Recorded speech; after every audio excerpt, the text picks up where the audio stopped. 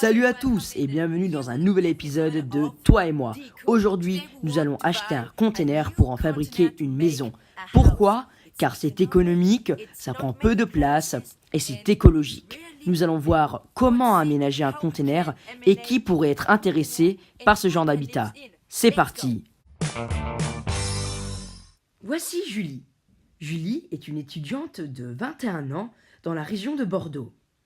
Elle a acheté un terrain de 30 mètres carrés en pleine campagne à 5 minutes de vélo de son université. Sur ce terrain, il y a un container de 15 mètres carrés. Julie aimerait bien y construire une maison, mais malheureusement, elle n'a pas les moyens pour s'acheter une grande maison. Du coup, Julie s'interroge. Eh bien, Julie, on a la solution. La maison en container. Pourquoi une maison en container ?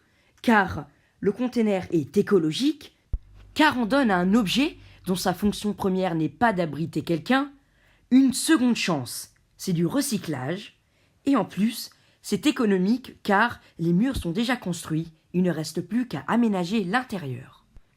Pour pouvoir transformer un container en habitat, il faut respecter des lois comme la loi 96-1107, dit la loi Carrez, qui oblige chaque surface à être plus de 8 mètres carrés pour pouvoir être habitable, ainsi que les plans locaux d'urbanisme, dit PLU, où il faut respecter les articles 6 et 7, qui sont des articles sur l'environnement et les propriétés. On vous montre aussi le cahier des charges avec 6 fonctions. La première est d'être confortable, avec des lumières naturelles et artificielles, avec une température ambiante en hiver et en été. Ensuite, il y a la fonction 2, respecter l'environnement, avec des matériaux recyclables, tels le bois ou alors le container, où on lui donne une seconde vie. Il y a ensuite la fonction 3, être ergonomique, pour pouvoir donner un accès aux handicapés. Il y a ensuite la fonction 4, être sécurisé, telles les énergies qui sont utilisées. Pas de gaz, pas de cheminée pour ne pas inflammer la structure. Il y a ensuite la fonction 5, être esthétique avec la couleur des murs et les motifs à l'intérieur pour pouvoir donner envie à l'acheteur d'y habiter. Il y a ensuite la fonction 6, être économique, car habiter dans un container doit être une habitation dite low cost et pas chère. Nous vous montrons actuellement le plan tel que pourrait être la maison de Julie. Nous aurons d'abord une salle de bain de 4 mètres carrés équipée en toilette, douche, évier et machine à laver. Il y aurait ensuite une chambre de 3 mètres carrés avec placard et lit.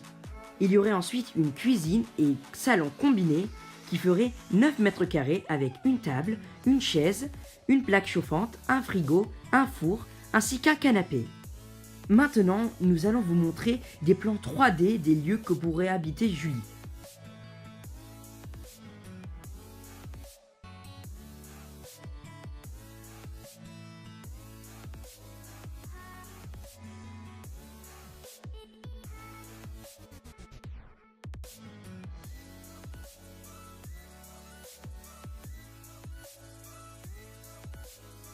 Si Julie devrait équiper la maison avec les objets présentés, la chambre lui coûterait 200 €, le salon 480, la cuisine 530, la salle de bain 550 et la charpente pour les murs 80.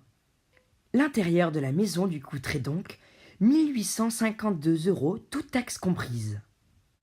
Et voilà, la maison de Julie est finie et Julie a enfin sa propre maison. Et d'ailleurs, grâce à cette maison, Julie a pu bien travailler et a gagné le premier prix dans un exercice de physique sur la limitation des rejets de CO2.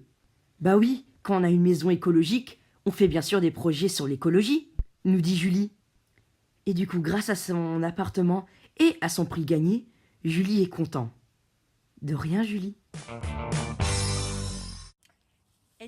Comme vous avez pu le voir, un container peut être une maison idéale pour un étudiant, quelqu'un qui veut vivre près de ses animaux, ou alors quelqu'un qui a très peu d'argent. Et avec 9 mètres carrés de surface minimum, on peut faire beaucoup de choses. C'est la fin de l'épisode, j'espère qu'il vous aura plu. On se retrouve bientôt dans un nouvel épisode sur RTS. Jusqu'à là, je vous dis au revoir et à dans un nouvel épisode.